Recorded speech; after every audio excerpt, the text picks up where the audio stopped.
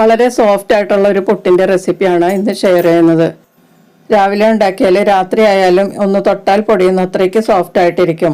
ഇതിൻ്റെ കൂടെ കഴിക്കാനായിട്ട് വളരെ സ്വാദിഷ്ടമായിട്ടുള്ള ഒരു ചെറുപയർ കറിയും നിങ്ങൾക്ക് ഉണ്ടാക്കി കാണിക്കുന്നുണ്ട്. ഈ കറി ചോറിൻ്റെ കൂടെയും ചപ്പാത്തിയുടെ കൂടെയും കഴിക്കാൻ നല്ലതാണ്.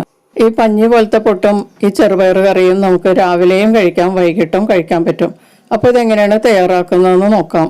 കുഴിവുള്ളൊരു ബൗളിലേക്ക് 2 കപ്പ് പുട്ടുപൊടി ചേർത്ത് കൊടുക്കാം. പുട്ടുപൊടിയോ അല്ലെങ്കിൽ അപ്പപ്പൊടിയോ എടുക്കാം. തരിയോടുകൂടിയ അരിപ്പൊടിയാണ് ഈ പുട്ടുണ്ടാക്കാൻ നല്ലത് കേട്ടോ. പിന്നെ വേണമെങ്കിൽ നമുക്ക് ഗോതമ്പ് പൊടിയിലും ഈ പുട്ട് ഇതുപോലെ സോഫ്റ്റായിട്ട് ഉണ്ടാക്കാൻ പറ്റും. അരിപ്പൊടി ബൗളിലേക്ക് ഇട്ടതിന് ശേഷം ഇതിലേക്ക് ആവശ്യത്തിനുള്ള ഉപ്പ് ചേർത്തിട്ട് ഒന്ന് മിക്സ് ചെയ്ത് കൊടുക്കാം. അരിപ്പൊടിയിലേക്ക് ഉപ്പ് ഡയറക്റ്റ് ചേർത്ത് മിക്സ് ചെയ്താൽ എല്ലായിടത്തും ഒരേപോലെ നമുക്ക് ഉപ്പ് മിക്സായി കിട്ടും. ഇതിലേക്ക് ചേർക്കാൻ ഞാൻ ഒരു കഷ്ണം മധുരക്കിഴങ്ങ് എടുത്തിട്ടുണ്ട്. ഇത് നല്ല ഫ്ലവർ ഷേപ്പിലാണ് ഉള്ളത്. ഇത് 300 ഗ്രാം അളവിലാണുള്ളത്. ഞാൻ ഇതിൻ്റെ പകുതി എടുത്തിട്ട് തൊലി കളഞ്ഞ് ഒന്ന് ഗ്രേറ്റ് ചെയ്തെടുക്കണം. ഇപ്പം ഞാൻ ആ മധുരക്കിഴങ്ങ് ഗ്രേറ്റ് ചെയ്തെടുത്തിട്ടുണ്ട്. ഇത് ഏകദേശം 2 കപ്പോളം ഉണ്ടാവും അളന്നെടുത്താൽ. 150 ഗ്രാമാണ് ഞാൻ അതിനകത്തുനിന്ന് എടുത്തിട്ടുള്ളത് കേട്ടോ. ഇനി നമ്മൾ ഉപ്പുമായിട്ട് മിക്സ് ചെയ്ത് വെച്ചിരിക്കുന്ന അരിപ്പൊടിയിലേക്ക് ഈ ഗ്രേറ്റ് ചെയ്ത് മധുരക്കിഴങ്ങ് ചേർത്ത് കൊടുക്കാം. ഇനി ഈ പൊടിയുമായി നല്ലതുപോലെ മിക്സ് ചെയ്യാം.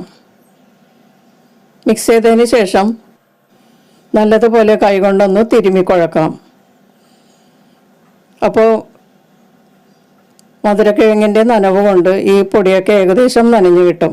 അതിനുശേഷം നമുക്ക് വെള്ളം ചേർത്ത് പുട്ട് പാകത്തിൽ നനച്ചെടുക്കാം. ഇപ്പോൾ പൊടിയെല്ലാം നന്നായിട്ട് മിക്സ് ആയിട്ടുണ്ട്, പക്ഷേ ഡ്രൈ ആയിട്ടാണ് ഇരിക്കുന്നത്. ഇതിലേക്ക് ഇനി കുറേശ്ശെ വെള്ളം ചേർത്ത് പുട്ട് പാകത്തിൽ കുഴച്ചെടുക്കാം.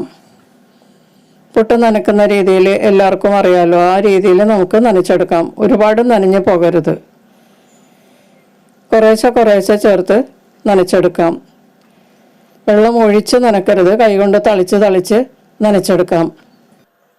ഇപ്പോൾ ഇത് ഏകദേശം പുട്ട് പാകത്തിൽ നനഞ്ഞു കിട്ടിയിട്ടുണ്ട്. നമ്മളിത് പാകത്തിനാണോ എന്ന് അറിയാൻ വേണ്ടിയിട്ട് കൈകൊണ്ടൊന്ന് പിടിച്ചെടുത്താൽ അടർന്നു പോകാത്ത രീതിയിൽ ഇരിക്കണം, ഉതിർന്നു പോകരുത്. ഇപ്പോൾ ഇത് കറക്റ്റ് ആയിട്ടുണ്ട്. ഇനി ഇതിലേക്ക് നമുക്ക് 1 ടേബിൾ സ്പൂൺ അളവിൽ പൊടിയായി കൊത്തിയരിഞ്ഞ ക്യാരറ്റ് ചേർത്ത് കൊടുക്കാം. ഇത് ഓപ്ഷണലാണ്, ഇഷ്ടമല്ലാത്തവർ ചേർക്കണ്ട. ചേർത്താൽ നല്ലതാണ് കേട്ടോ. ഇനി ഇതൊന്ന് പതിയെ പ്രസ് ചെയ്ത് വെച്ചിട്ട് നമുക്ക് അരമണിക്കൂറോ അല്ലെങ്കിൽ 1 മണിക്കൂറോ റെസ്റ്റ് ചെയ്യാൻ വെക്കാം. നമ്മളിത് രാവിലെ കുഴച്ച് വെക്കുകയാണെങ്കിൽ കറിയൊക്കെ റെഡി ആയി കഴിയുമ്പോൾ ഇത് പാകത്തിനാകും. ഇനി നമുക്ക് ഒരു കുക്കർ ചൂടാക്കി ഇതിലേക്ക് 1 ടേബിൾ സ്പൂൺ വെളിച്ചെണ്ണ ചേർത്ത് കുറച്ച് കറിവേപ്പില ചേർത്ത് ചൂടാക്കാം. ഇതിലേക്ക് ഇനി ചേർക്കേണ്ടത് കൊത്തി അരിഞ്ഞ സവാളയാണ്. 2 മീഡിയം സവാളയാണ് ഞാൻ ഇതിലേക്ക് ചെറുതായി കട്ട് ചെയ്ത് ചേർത്തത്. ഇനി സവാളയെല്ലാം വഴറ്റി കൊടുത്ത് ഒന്ന് നിറം മാറി തുടങ്ങുന്നത് വരെ വഴറ്റി കൊടുക്കാം. ഏകദേശം ഫ്രൈ ആയി തുടങ്ങുന്ന സമയം വരെ വഴറ്റി കൊടുക്കണം. സവാള ഇതുപോലെ ലൈറ്റായിട്ട് മുരിഞ്ഞു തുടങ്ങുന്ന സമയത്ത് 1 ടീസ്പൂൺ പൊടിയായി അരിഞ്ഞ വെളുത്തുള്ളി ചേർത്ത് 1 മിനിറ്റ് ഒന്ന് വഴറ്റി കൊടുക്കാം. ഒരു 6-7 വെളുത്തുള്ളി ചേർത്താൽ മതിയാകും. ഈ സമയത്ത് വെളുത്തുള്ളി ചേർത്ത് ഈ കറി വെച്ചാൽ നല്ല ടേസ്റ്റ് ആയിരിക്കും കേട്ടോ. അല്ലെങ്കിൽ നിങ്ങൾക്ക് വേപ്പില ചേർക്കുന്നതിന് മുമ്പ് വെളിച്ചെണ്ണ ചൂടായി കഴിയുമ്പോൾ വെളുത്തുള്ളി ചേർക്കാവുന്നതാണ്. അപ്പം ഈ സവാള മുരിഞ്ഞു വരുമ്പോൾ വെളുത്തുള്ളിയൊക്കെ കരിഞ്ഞ ചൊവ്വ വരും. അതുകൊണ്ടാണ് ഈ സമയത്ത് ചേർക്കുന്നത്. ഇനി ഇതിലേക്ക് എരിവിനുള്ള മുളക് പൊടി ചേർത്ത് കൊടുക്കാം. 2 ടീസ്പൂൺ നിറയെ കാശ്മീരി മുളക് പൊടിയാണ് ഞാൻ ചേർത്തത് കേട്ടോ. ഇനി ഇതിൻ്റെ പച്ചമണം മാറുന്നത് വരെ ലോ ഫ്ലെയിമിൽ ഒന്ന് ഫ്രൈ ചെയ്യാം. എരിവിനുള്ള മുളക് പൊടി നിങ്ങൾക്ക് ഇഷ്ടമുള്ള അത്രയും ചേർക്കുക കേട്ടോ.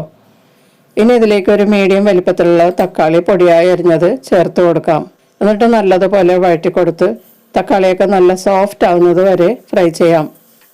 ഇതുപോലെ ഗ്രേവിയിൽ ചെറുപയർ കറി ഉണ്ടാക്കിയാൽ നല്ല കൊഴുത്ത ഗ്രേവിയുള്ള സൂപ്പർ ടേസ്റ്റുള്ള കറിയായിരിക്കും കേട്ടോ. ഇതിപ്പോൾ തക്കാളിയൊക്കെ നല്ല സോഫ്റ്റ് ആയിട്ടുണ്ട്, നല്ല പേസ്റ്റ് പോലെ ആയിട്ടുണ്ട്.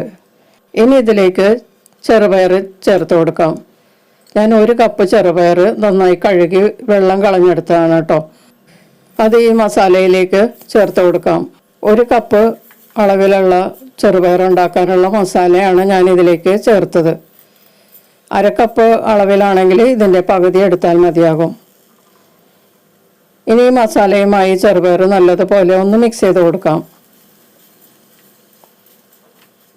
ഇപ്പൊ മസാലയുമായി ചെറുപയർ നന്നായിട്ട് മിക്സ് ആയിട്ടുണ്ട്. ഇനി ഇതിലേക്ക് ആവശ്യത്തിനുള്ള വെള്ളം എടുത്തു കൊടുക്കാം. ചെറുപയർ എടുത്ത കപ്പിൽ തന്നെയാണ് ഞാൻ വെള്ളം ചേർക്കുന്നത് കേട്ടോ. 1 കപ്പ് ചെറുപയറിന് ഞാൻ 2 കപ്പ് വെള്ളം ഇതിലേക്ക് ചേർക്കുന്നുണ്ട്. അപ്പോൾ ആവശ്യത്തിന് കൊഴുത്ത ഗ്രേവിയുള്ള ഒരു കറിയായിരിക്കും നമ്മൾ ഇത് കുക്ക് ചെയ്തെടുത്ത് കഴിയുമ്പോഴേക്കും. ഇനി മിക്സ് ചെയ്തിട്ട് ഇതിലേക്ക് ആവശ്യമുള്ള ഉപ്പും കൂടി ചേർത്ത് ഒന്ന് മിക്സ് ചെയ്യാം. ഇനി കുക്കർ അടച്ച് ലോക്ക് ചെയ്ത് ഇതൊന്ന് വേവിച്ചെടുക്കാം. കുക്കറിൻ്റെ വലിപ്പം അനുസരിച്ച് ഇത് വേകുന്ന സമയത്തിന് വ്യത്യാസം ഉണ്ടാവും കേട്ടോ. അതുകൊണ്ട് നിങ്ങൾ വേവിക്കുന്നത് അനുസരിച്ച് ചെറുപയർ വേവിക്കാം. ഇപ്പോൾ നമ്മൾ പുട്ടുപൊടി മധുരക്കിഴങ്ങുമായിട്ട് കുഴച്ച് വെച്ചിട്ട് ഇപ്പോൾ അരമണിക്കൂർ കഴിഞ്ഞിട്ടുണ്ട്. ഇപ്പോൾ കണ്ടില്ലേ, ഇത് കുറച്ചുകൂടി ഡ്രൈ ആയി. നമ്മൾ പിടിച്ചാൽ ഉതിർന്നു പോവുകയാണ്. 2 ടീസ്പൂൺ വെള്ളവും കൂടി ചേർത്തിട്ട് ഒന്നുകൂടി നനച്ചെടുക്കാം. പുട്ടുപൊടി കുഴച്ചതിന് ശേഷം നമ്മൾ മൂടി വെച്ച് റെസ്റ്റ് ചെയ്ത സമയത്ത് ഈ മാവ് നല്ലതുപോലെ കുതിർന്നത് കൊണ്ടാണ് ഇത് കുറച്ചുകൂടി ഡ്രൈ ആയത്. ഇതുപോലെ നമ്മൾ കുതിർത്തി എടുത്തിട്ട് പുട്ടുണ്ടാക്കുകയാണെങ്കിൽ ഒരു ദിവസം മുഴുവൻ ഇരുന്നാലും ഈ പുട്ട് വളരെ സോഫ്റ്റ് ആയിട്ടിരിക്കും.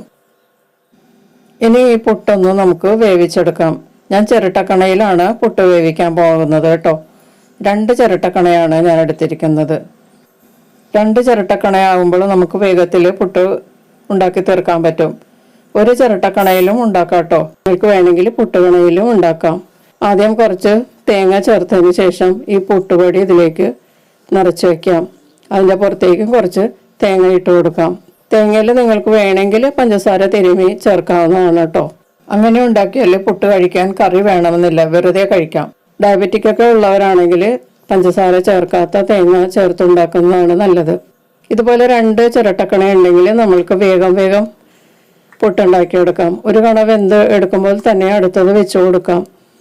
അതിനാണ് ഞാൻ 2 ചിരട്ടക്കണ എടുത്തത് കേട്ടോ. ഇപ്പോൾ നമ്മുടെ കുക്കറിൽ ചെറുപയർ നന്നായിട്ട് വെന്ത് കിട്ടിയിട്ടുണ്ട്. കണ്ടില്ലേ? മസാല തയ്യാറാക്കി അതിലേക്ക് ചെറുപയറിട്ട് ഇതുപോലെ ചെയ്താൽ ചെറുപയർ വേറെയും മസാല വേറെയും തയ്യാറാക്കേണ്ട ആവശ്യം വരില്ല. കുക്കറിൽ തന്നെ വളരെ പെട്ടെന്ന് നല്ല കൊഴുത്ത ചെറുപയർ കറി റെഡിയാകും. ഇപ്പോൾ നമുക്കിത് മാറ്റി വെച്ചിട്ട് പുട്ടുണ്ടാക്കാം. ഇപ്പം ഞാനൊരു കുക്കറിൽ വെള്ളം വെച്ച് ആവി വന്നിട്ടുണ്ട്. അതിലേക്ക് ആദ്യത്തെ ചിരട്ടക്കണ വെച്ച് കൊടുക്കാം. ആദ്യത്തെ റെഡിയാകുമ്പോൾ തന്നെ നമ്മൾക്ക് അടുത്തത് വെച്ച് കൊടുക്കാം. ഇപ്പോൾ ആദ്യത്തെ റെഡി ആയിട്ടുണ്ട്. ഇത് നമുക്ക് പാത്രത്തിലേക്ക് മാറ്റാം. ഇതാ ഇപ്പോൾ രണ്ടാമത്തതും റെഡിയായി. ഒരു 3 മിനിറ്റ് മതി ഇത് വെന്ത് കിട്ടാൻ. ആദ്യത്തത് വെന്ത് എടുത്തു കഴിയുമ്പോഴേക്കും രണ്ടാമത്തത് വയ്ക്കാം. അതിനുശേഷം അത് വെന്ത് വരുമ്പോഴേക്കും നമ്മൾ അടുത്തതിൽ നിറച്ച് വയ്ക്കും. അപ്പോൾ വേഗം നമുക്ക് പുട്ടുണ്ടാക്കി തീർക്കാം. ഗ്യാസും കുറവേ ചിലവാവുള്ളൂ. അപ്പോൾ പുട്ടെല്ലാം റെഡി ആയിട്ടുണ്ട്. നമുക്കിനി ചെറുപയർ കറിയും കൂടി സെർവ് ചെയ്യാം. വളരെ ടേസ്റ്റി ആയിട്ടുള്ള ചെറുപയർ കറിയാണിത്. നിങ്ങളൊരു പ്രാവശ്യം ഇതുപോലെ ചെറുപയർ കറിയും പുട്ടും ഉണ്ടാക്കി നോക്കുക. നല്ല സോഫ്റ്റ് ആയിട്ടുള്ള പുട്ടാണ് കേട്ടോ. രാവിലെ ബ്രേക്ക്ഫാസ്റ്റ് ആയിട്ട് പുട്ട് കഴിക്കുന്നവരാണെങ്കിൽ ഇനി ഇതുപോലെ ഉണ്ടാക്കി നോക്കുക. മധുരക്കിഴങ്ങ് ചേർക്കുന്നത് കൊണ്ട് വളരെ ഹെൽത്തിയുമാണ്. അപ്പോൾ അരിപ്പൊടി വളരെ കുറച്ചേ ഇതിനകത്ത് ചേരുള്ളൂ. മധുരക്കിഴങ്ങാണെങ്കിൽ വളരെ നല്ലൊരു കിഴങ്ങാണ്. ഡയബറ്റിക്കാർക്കും നല്ലതാണ്. ലോ കാലറി ഫുഡ് ആയതുകൊണ്ട് ഡയബറ്റിക് കൂടുകയുമില്ല, നമ്മുടെ ശരീരഭാരം കുറയുകയും ചെയ്യും. വളരെയധികം നാരുകൾ അടങ്ങിയിട്ടുള്ളത് കൊണ്ട് ദഹന പ്രക്രിയയും നന്നായിട്ട് നടക്കും. മലബന്ധം ഉണ്ടെങ്കിൽ അത് മാറിക്കിട്ടുകയും ചെയ്യും. മധുരക്കിഴങ്ങ് ഒരു ലോ കാലറി ഫുഡ് ആയതുകൊണ്ട് നമുക്ക് രാവിലെയോ ഉച്ചക്കോ രാത്രിയോ ഒരു നേരത്തെ ആഹാരമായി കഴിക്കാം. ഷുഗറും കൊളസ്ട്രോളും ശരീരഭാരവും കുറഞ്ഞു കിട്ടുകയും ചെയ്യും.